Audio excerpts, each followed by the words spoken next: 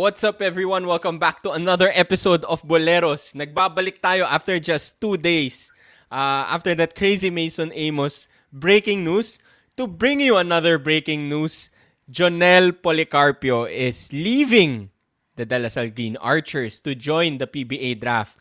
May kita nyo naman guys, breaking news to, and kahit kami caught by surprise kasi we're missing Maui. We didn't plan to have an episode today, a podcast today. Gab and I were supposed to work out, but we're doing this for you guys. So we're here. Let's talk about the We news. were supposed to be working out, Sam. I think the both We were of us supposed- had planned workouts for today. Nakabihis na si Gab. Ready na. I was walking already actually. I was outside the house when I heard the news.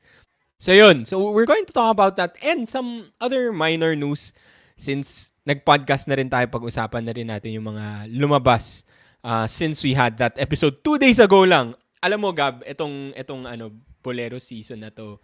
Bolero season. Itong pre-season na to parang mas exciting pa sa NBA pre-season no? Parang walang nangyayari. Talaga. No? I've lost interest in the NBA off-season just because of what's happening here in the UAAP. Diba?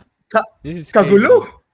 Kagulo. But kagulo talaga. But before we talk more about the player movement, let's talk about our sponsor. So this episode, once again, is brought to you by Cotton Club Underwear. I love it here. And NYC Underwear. Sando Gang, your Sando needs.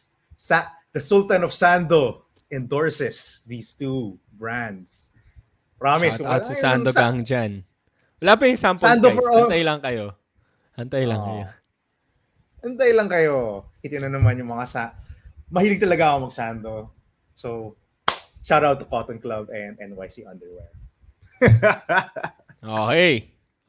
Sige. Pag-usapan na natin. So before we get to the Policarpio news, baka kasi makalimutan na natin yung ibang news. Let's talk about some of the player movements that we saw in the past 2 days. So right after that Mason Amos podcast or that Mason Amos news, we heard SJ Moore was going to CSB. So leaving UST to join CSB.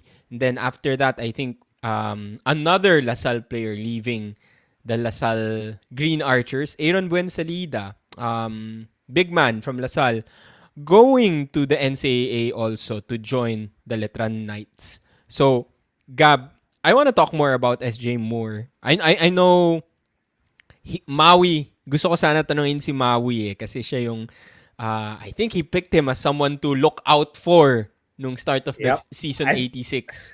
I think tayo naman lahat Tayo lahat, to be honest, tayo lahat. But Maui was so disappointed with his season 86 performance, and we've been watching the UST preseason games, and yun yung mga one of the things that Maui pointed out, or you and Maui pointed out. We're not seeing SJ Moore. This is his second season. So, is this the right move for SJ Moore? This is the right move for both these players, SJ Moore and Aaron Buensalida. But I'll go to SJ Moore first. It's a good thing you pointed that out, Sammy, that Maui and I both said that SJ Moore is kind of a bolero. When we first saw UST, I don't know if you remember that we had a Ballers and Boleros episode right after ST debuted in the Phil Oil Preseason Cup. And I pointed that out. My bolero from that debut was SJ Moore. Because seeing the depth chart of UST and how they played, they have recruited over him. They have now guys who play similar to him. Ashwin Andrews, Jeremy Robinson, guys who play his position but are more skilled than him. Leland Estacio, Ice Danting. So he's clearly down in the depth chart for UST. He played a bit, but a minute, 2 minutes, it didn't look good at all for SJ Moore. So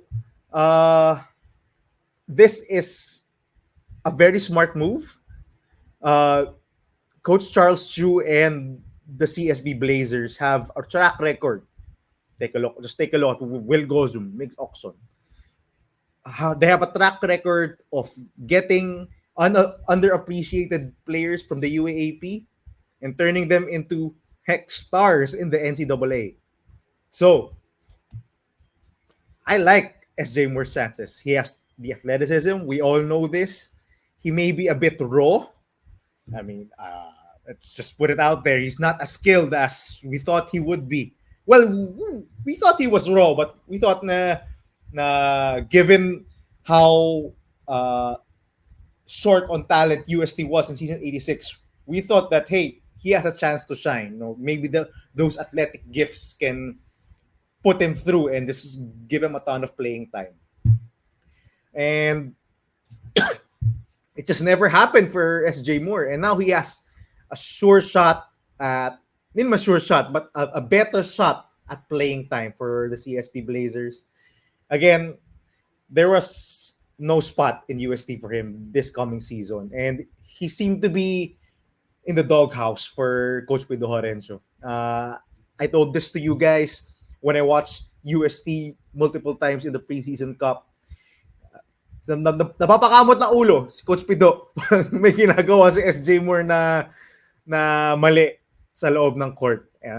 Anytime he did something, may kamot ulo si Coach Pido. So it seemed like he really was not in favor with Coach Pido Horencio, and this was a smart move. As to UST chances for season 87, it doesn't change at all because he was getting a minute, 2 minutes. He wasn't game. getting playing time anyway. He wasn't getting playing time anyway. We don't have to talk about UST. We'll talk about them some other time. But yeah, this does not change at all how we see UST for the upcoming season. But for SJ Moore, a good decision. While he's young, he still has 4 years of eligibility left. Shout out to 7 Gagate. He still has 4 years of eligibility left in the NCAA. He can make the most out of that. So he doesn't have to ride the bench for 1 or 2 more seasons in UST. He can possibly crack the rotation come season, was it 101? Tama diba? It's season 100 in the upcoming season. It's 101 when he gets 100 this season, 101 next season. Yeah. So possibly season 101, he has a chance to play for a less deep CSB Blazers team. So, a good move by SJ Moore. Well, what about you, Sammy? Yeah, you pretty much covered it. Pero gusto ko i-shout out dito si Coach Charles Chu in the CSB Blazers. We just talked about them because they got 2 other... Actually, Gab, we missed someone. They got 3 LaSalle players. Si Jake Gaspay, Ernest Daha, we talked about. By the way, shout out to our listeners kasi they corrected us about Ernest Daha. We got the wrong Daha. Sorry. They're both named Bon Daha kasi. Sorry about that. Oo nga. By our mistake. But they also got James Nakua, also from LaSalle. 6'4", 19-year-old. So, those are 3 guys from LaSalle. And then they get SJ Moore to CSB. Coach Charles Chu must be doing something good or something right for him to be able to get all of these latak from LaSalle and from a top team like UST. You mentioned it when we were talking about it sa chat, diba? Coach Charles Chu is a very good coach, and I think a lot of players love playing for him, and he's shown, though they haven't won the championship, he's shown that he can really bring out the best in players. Guys like sina Migs Oxon have played really well for Coach Charles Chu. So he's building the culture there. So anytime, if you're a player, mga players dyan not getting enough playing time, maybe you need to talk to Coach Charles Chu kasi mukhang siya ang go-to guy dun sa mga players that are looking for playing time. So this makes CSB very competitive. Obviously, they did not make it to the finals this season. They do have higher expectations ever since Coach Charles Chu joined the team. So they have a group of guys that are waiting in the wings for season 101. Grabe, season 101 na sila. As for Aaron Buensalida to Letran, anything you want to add there? Another LaSalle guy. So that's basically what? 4 LaSalle guys leaving right after that Mason Amos news. I mean, coincidence. Yeah, but Sam, I think the concern here is that that's now 4 guys trapped in that LaSalle depth chart who are transferring to the NCAA. This is what over recruiting does. There are a ton of, I know a ton of subscribers out there, followers, you included, Sammy, sinasabi, it's a good problem to have so much talent. Okay lang yan. If someone gets injured or someone leaves, may someone napapalit. Yeah, it's a good problem if you're a team. If you're the or if team, you're a yeah, fan. it's a good, to be clear, it's a good problem for the team, for the fans, Yeah. yes. Pero, Oh, but sino yung affected? it's not a good problem for guys like Aaron Buensalida. Yeah. Tama yan. Aaron Totoo naman. Buensalida, I've watched him play. He's pretty talented. He's pretty good. I actually thought that he would actually crack the lineup this season and possibly crack the rotation. Mhm. I like how he plays, and actually a ton of our subscribers have been hyping up si Aaron Buensalida. Maraming nagko-comment about him, yeah. Yeah. In preseason games, off-season games, when the main rotation guys are not playing, Aaron Buensalida actually puts up numbers and he plays really well. So I thought really he had a shot, but obviously LaSalle, in one reason or another, does not believe in the guy. And now it looks like this departure will actually hurt LaSalle, Sammy. Paulie is gone. So they lack front court depth. Well, they naman lack, but they lost front court depth. Obviously, Mason Aaron Buensalida- Amos, Luis Pablo next season pa, diba? So, Yeah. hindi pwede. They could have used someone like Aaron Buensalida. They could have used someone like a Jake Gaspay. If you watch yeah. Jake Gaspay, he's actually pretty damn good. He's pretty damn good. If he wasn't so buried underneath all of those frontline players for LaSalle, I think he could carve himself out a role with this LaSalle team. He's athletic, he can shoot, he runs the floor pretty well, and he can defend. So this is the consequence. This is just the consequence of teams just piling up on talented players. That these talented players, they're mga tao sila. These talented players will look at the situation and be like, I don't want to play for Team B for 3-4 years, 2 to 3 years, or even of my college career.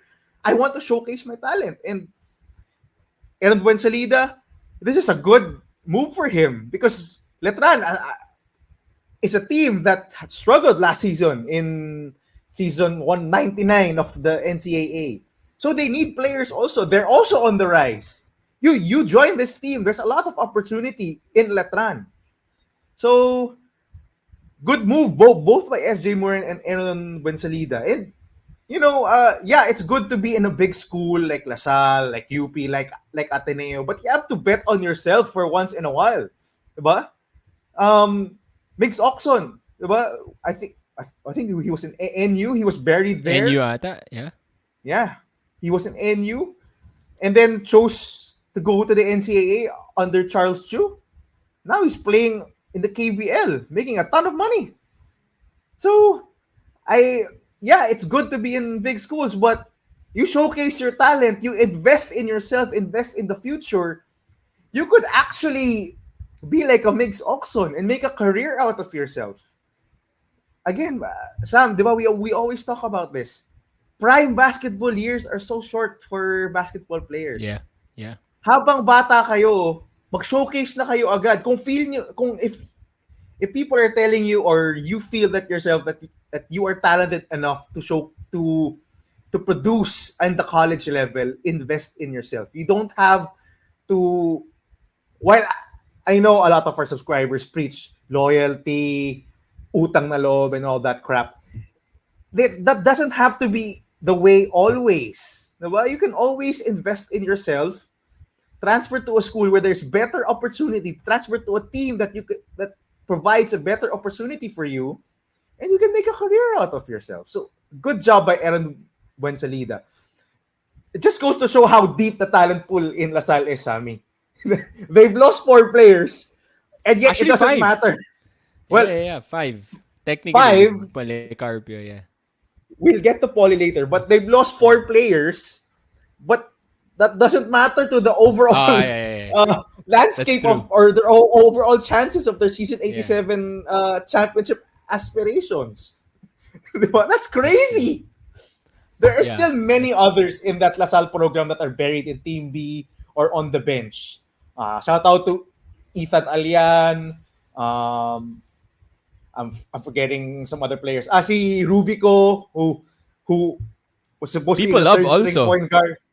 People love Yeah, him also yun sa mga comments natin, di yung ba? people love him. Have been clamoring for him to get minutes, and yet LaSalle just recruited a one and done point guard, and see Justin Buenaventura has come in, who's also a point guard. So, guys, I gave a lot of advice to those buried in the UP bench. I'm giving the advice to those playing in the LaSalle bench. Guys, you don't have to play on the bench for 3 to 4 years of your UAP career. You can actually go somewhere else. Habang hindi pa nag-adjust ng residency rules ng UAP, baka gusto niyo, diba? Okay, okay, Gab. Gab, sorry, let me cut you there. I love Go that lang. you brought that up kasi you know what I noticed? You look at all the players that we mentioned, the 4 guys from LaSalle that are leaving, SJ Moore, yun, alam mo yung one thing in common that they have? They're all moving to NCAA teams. You Oh, notice that? They're yeah. all moving to NCAA teams. And I think, my theory is, these kids are scared na ma-apply na yung 1 year with, and then you lose 1 year residency and you lose 2 years of eligibility. So they're like, F this. I'm going to the NCAA kasi probably it doesn't apply there. They only lose one year of eligibility if they move to the NCAA. And this is something that we were talking about. Again, like, I know someone asked from the Mason Amos episode, na-apply na ba yun? Official na ba yun? Will this affect Mason? To be honest, I don't know. I've read some articles that say it is applied already, supposedly, to Mason, but we really don't know. But that's like these guys. My theory is they're moving to the NCAA because the pitch probably of Coach Charles Chu. I'm sure he's a very smart guy. Sabi niya, huwag kayo lumipat ng UAAP. Baka ma-affect kayo nung 2 years of eligibility mawawala sa inyo. Dito na kayo sa NCAA, at least 1 year lang mawawala sa inyo. That's how That's a bad pretty good this pitch. potential new rule is going to be. Diba? Diba? If you're, yung sinasabi mo, Gab, if you're someone who hasn't played, who's been stuck in the bench, glued to the bench, ba't ka lilipat ng UAAP team?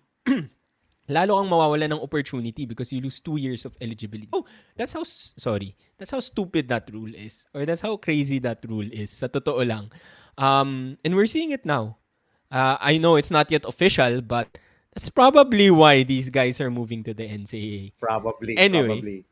Anyway, I think that's a good conversation, but I think we have to talk about the big news for today. I think we have to talk about Jonel Policarpio joining the PBA draft. But alam kong hype na yung mga tao. But before that, let's talk about our other sponsor for today, Gab. Ang galing ng segue. Na yun, Sam. Gusto ko yun. So this episode is also brought to you by Hype 24/7 Fitness. Feel the hype. And we do feel the hype here in Boleros because this UAAP off-season, this preseason Crazy. is crazy. I'm still Crazy. tired from the Mason Amos podcast, the Mason Amos news. Marami pang Hindi pa- emotions no? hindi ko pa nasusubukan ang Hype 24/7 Fitness, baby. Yung they gave us passes, yung they gave us some memberships. But, wow!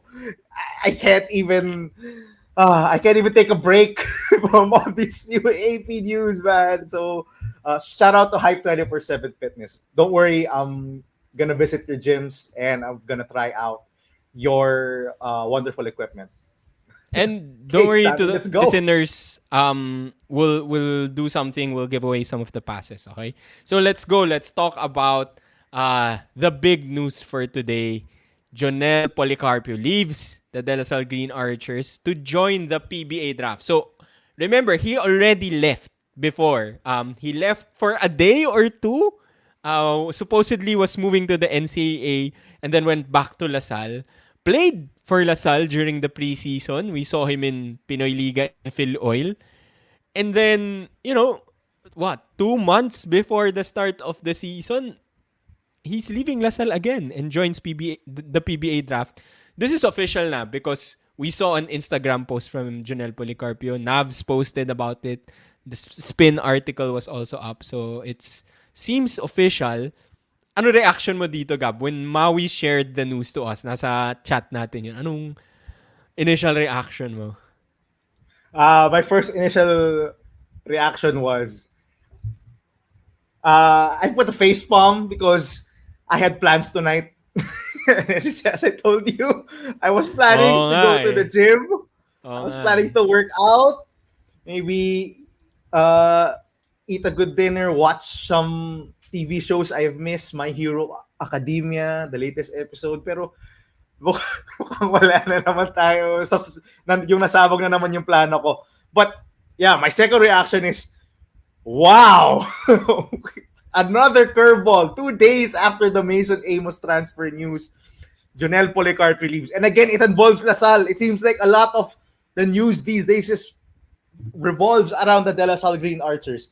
And grabe yung roller coaster of emotions for LaSalle, no? Parang Mason Amos, Jonel Policarpio, ang lala. oh, grabe. If you're a LaSalle fan, I don't know what you're feeling. Like, yeah, they were hyped. Feel the hype. They were hyped from the Mason Amos yung transfer news. Yes, we're getting Mason Amos.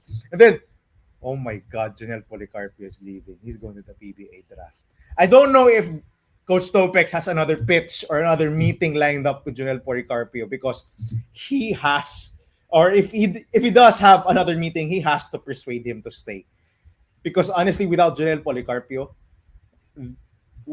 they're now a tier below UP in the power rankings. Yeah. Wow, ganun Sam, ka ganun ka big Yeah. yung impact ni Policarpio sa'yo.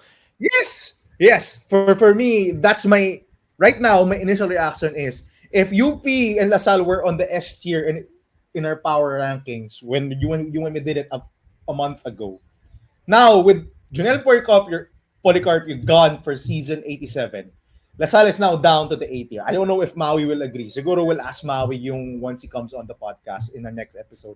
But that's a big deal for me because Jonel Policarpio was the one guy aside from KQ who could actually create his own offense. Go off the dribble, go to post-ups, make jump shots, yung three-point shots. He was having a terrific off-season. Aside from the finals against UP in Phil Oil, he was having a terrific off-season. He was scoring the heck out of the ball. He was shooting the heck out of the ball. Ang daming angas kay Jonel Policarpio. There was a ton of confidence coming to season 87. And now, with him gone, there's no Luis Pablo. There's no Mason Amos. Ooh, wow. And now, that's a big blow to DLSU. Now, I know we will get this comment. It's a good thing for Alex Konov. He's coming. Yes, it's a good thing. Mm-hmm. I'm not so sure he's the same playmaker or the same guy who can create his own offense. Yeah. The same creator as a Jonel Policarpio. We've seen Jonel Policarpio. He can create up the dribble. He can create for his teammates. Especially ngayong off-season. Yeah. He has a bag. Yeah. I'm not sure if Alex Konov is that type of player. From how he played in Gilas, in Gilas Youth, and from the highlights. I don't know. I don't want to base it on highlights, but from the highlights, he doesn't seem to be a playmaker type of guy. You know, he doesn't seem to be the guy with an off the dribble game. You can run the pick and roll. He seems to be a shooter, a setup shooter, a guy you rely upon to stretch the floor. That's Alex Konov's game for now. So he immediately steps into Jonel Policarpio's spot. But this still hurts LaSalle. We've seen how bad they are when they solely rely on KQ to create all the offense for them. They don't have anyone. Maybe si Ramiro can step up further, but so far it's all KQ. You remember that finals game, Sam? Remember they subbed out KQ in the third quarter, but Jonel Policarpio was absent and then turned the ball over 5 times. So Coach Topics 5 says KQ get back in there. Barely rested si KQ. So This does not look good for the De La Salle Green Archers. Their repeat chances are down, and this is good for the UP Fighting Maroons because uh, they're gonna feast on that LaSalle without another creator aside from KQ. They're gonna feast From on KQ. KQ. They're gonna throw all types of coverages at KQ because who else? They don't have an Evanelli to bail them out this time. They need someone. They have to find someone. I don't know. I'm not. Uh, I'm. I'm not optimistic about Alex Konov suddenly becoming that guy. But yeah, they Like have to find someone. Alex Konov could be good, but he's not the same as Jonel Policarpio. I mean, like in terms of like the player type, diba? The playmaker. But Alex Konov could be good for season 87, but probably not the same type as Jonel Policarpio. That's what you're trying to say, diba? Yeah. So another thing about Jonel Policarpio, I completely understand where he's coming from. He already has So a this family. is from Same thing with Policarpio's side. This is from Policarpio's Yeah. side. This From is a good Policarpio's move side. for you. Yeah. He has a family. We said the same thing about Kai Balungay when he left. He's already married. He's starting a family. He needs to earn. Janelle Policarpio has a daughter. I think he already has a daughter, or I don't know if there's another one yung on the way, but it's a good move. Kailangan kumita. Mahirap. Mahal ang mga bilihin ngayon. I don't know how much LaSalle is giving Janelle Policarpio, but it seems that he needs more and he wants to turn pro, get a career started, and earn money to sustain his family.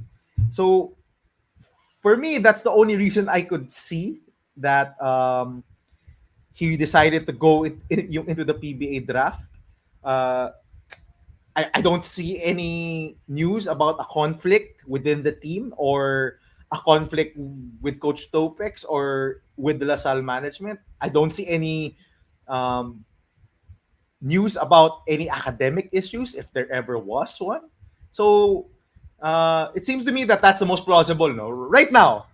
Again, we're doing this Yeah, right obviously we after don't we know got the the whole news. we don't know the whole story. So we might have Oh. something from Junel Policarpio. He might explain why he decides to move. Pero right now, hindi natin alam. So maybe that's Oh. that. Diba? That's your theory. Sige, go ahead, Gab. So that's the most plausible. Also from Janelle Policarpio's side, sayang din na nagpapadraft siya agad. If he had stayed in LaSalle, there might be opportunities that open up abroad. Diba? Kung if he breaks That's true. out season 87, Yeah.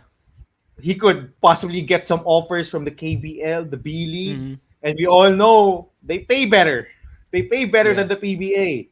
So, yun din, no? Yes, he's getting an opportunity to earn immediate money in the PBA to start off his pro career, but I think he also left some opportunities when he left LaSalle just today. So, sayang. And talking about breakout, Sam, Yeah, so that's what I was going to bring up. Talking about breakout players, dun sa mga listeners natin, those who subscribe and watch every episode, we started doing shorts and Gab listed the top 5 breakout players for season 87. And alam ko may nag-comment, I forget kung sino ka, shout out to you. When the Mason Amos news happened, sabi niya, this did not age well. Well, it's even worse now because another guy on Gab's top 5 breakout players is Jonel Policarpio. So that list is cursed. So 2 out of the 5 wala na for season 87. So, ewan ko sa iyo, Gab. Ano ka, may curse ka ba or something? So, meron, we'll see. but that We'll see. it's so funny. Dalawa na sa Nakakatawa. kanila umalis. Abangan Ay, natin yung nako. sina Figueroa, si Humamoy, and Bautista. Watch that shorts, guys, please, para makita niyo yung list, para matawa din kayo sa amin. But yeah, I think you pretty much covered it. Siguro just like the Mason Amos news, Gab, the way it sort of shocked the Ateneo community, the Ateneo fans, and medyo gulat and nasaktan obviously sila. I think this hurts as a Lasal fan. I'm putting on the Lasal fan hat. This is shocking. This hurts because also of the timing, I would say. Kasi imagine if the first time Jonel Policarpio left Lasal, that was more manageable or acceptable. Sabihin natin he decided to join the draft. Go pro. That first time he announced. Okay lang eh. Kasi it's early into the season. So this gives Lasal time to prepare. To prepare, maybe look for recruits that could possibly replace him in season 87. Kinda like how they kept on looking for a point guard that can join them for season 87, like si Ramiro, diba? Because they knew that was their weakness. The problem is, Jonel Policarpio decided to leave in July. And the season 87 starts in September. So, as you mentioned, he will be leaving a big hole, and that will be harder to fill. Konov obviously is the guy that comes to mind. But any other guy that you think could step up and sort of take over that Jonel Policarpio role? Maybe like a Boris Marisigan? I don't know. That's the guy I was gonna say, Sammy. Si Boris Manasigan. They've been running plays a lot for Boris Manasigan in the post. But Boris Manasigan was posting up guards because he was playing as a guard. Now, Jonel Policarpio does not play as a guard. He plays mostly the 3 and the 4. I don't think you'll give Boris Manasigan post-up opportunities against bigger players. He's not that tall. I think he's only 6'2", 6'3", but he's a big bulky guy. But yeah, aside from Alex Konov, I think si Boris Manasigan is gonna get some opportunity. I don't foresee anyone else just playing that Jonel Policarpio role. No one has shown to have the same playmaking chops, that same ball creation chops, shot creation chops that Jonel Policarpio has. No one has shown that with they the have size same of Jonel level. Policarpio. Oh, with the size. With Tama the ka, Sammy. The length. size of Jonel Policarpio. So, yeah, yun two. You mentioned it, si Alex Konov and si Boris Manasigan. Okay. I think that's it for today's episode. Siguro just one last thing before we end. The one thing that I will miss about this Jonel Policarpio leaving Lasal is, or something Lasal will miss, is yung, sabi mo Gab kanina, yung angas. Yung angas ni Jonel Policarpio. Kasi he brought with him that Lasal swag from yung naalala ko talaga yung vintage Lasal swag. So, they're gonna miss that. His swag bro, CJ Austria, ang matitira. So, hopefully he can keep the swag going for Lasal this coming season 87. Something is going on in Lasal. Something is going on. Something, too many people are something leaving. strange is happening, no? But well, hopefully, if our listeners know anything, Lasal listeners, alam ko meron naman kayo dyan. If you know anything, comment down below. Tell us how you feel.